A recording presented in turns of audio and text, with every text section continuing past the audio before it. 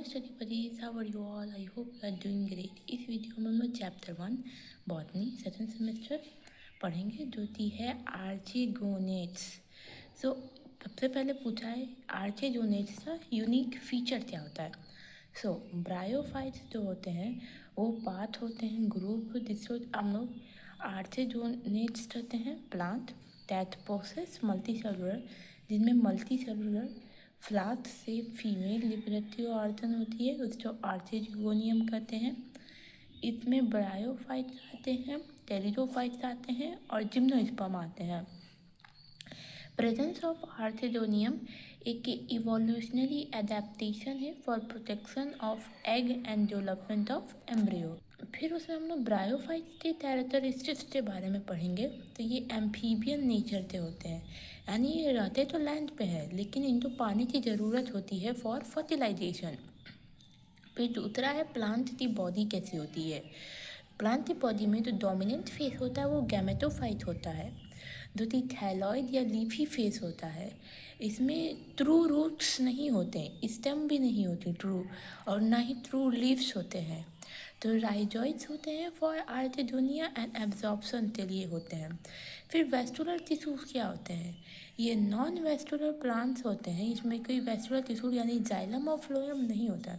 इसमें देखिए जाइलम और फ्लोएम नहीं होता। फिर हम तीसरा है रिप्रोडक्शन। जब हम लोग रिप्रोडक्शन में जाएंगे तो वेजिटेटिव जो है वो ऑकर होता है फ्रेगमेंटेशन से, ट्यूबर से या स्पेशलाइज्ड स्ट्रक्चर जिसको गीमा भी कहते हैं। और सेक्सुअल रिप्रोडक्शन होता है तो oogamous से होता है। और एंथर एंथीजियम जो है उसमें मेल रिप्रोडक्टिंग ऑर्गन है जो कि बाइफिलेजेट होता है। बाइफिलेज यानी इसमें दो फ्लैजिला होते हैं ऐसे ऐसे। ओके। फिर आर्चेगोनियम क्या है, फीमेल ऑर्गन है जो कि एग बनाता है। फिर अगला है अल्टरनेशन ऑफ जनरेशन कैसा होता है। इसमें हेट्रोमॉर्फिक होते हैं। पहला होता है गैमेटोफाइट, इसमें गैमेटोफाइट इंडिपेंडेंट है, ज़्यादा समय तक जीने वाला है, ग्रीन प्लांट है। फिर स्पोरोफाइट, स्पोरोफाइट डिप्लॉयड है, ये फिजिकली अटैच होता है एंड डिपेंडेंट होता है गैमेटोफाइट पे। इसमें फूट आते हैं, सीटा आते हैं और कैप्सूल आते हैं।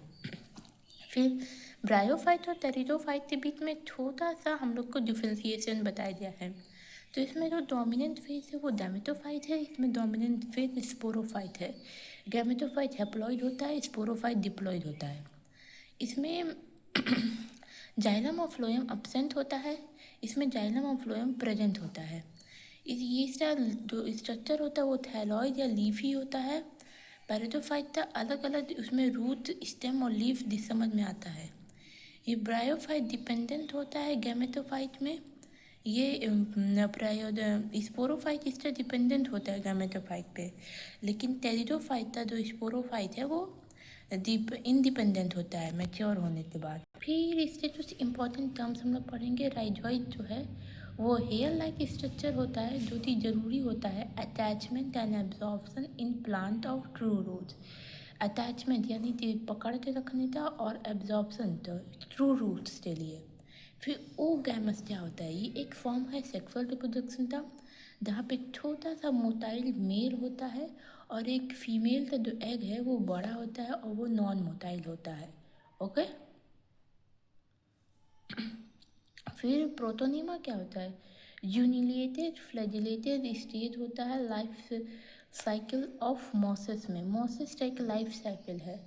फिर एल्टास क्या होता है, एक स्पेशलाइज सेल है जिसकी कैप्सूल थी जो कि एज करता है जोड़ता है स्पोर डिस्पर्सन, तो स्पोर से डिस्पर्सन में हेल्प करता है। फिर थैलस क्या होता है, ये एक प्लांट बॉडी टाइप की है जो कि रूट में, स्टेम में और लीफ में डिफ्रेंशिएट नहीं होती। सो इस तरह बच्चे ये इस चैप्टर था बहुत छोटा सा वन शॉट है, रिवीजन वन शॉट है। अगर आपको इस चैप्टर को और डिटेल में पढ़ना है then please comment. Okay, thank you so much for watching, have a great day ahead.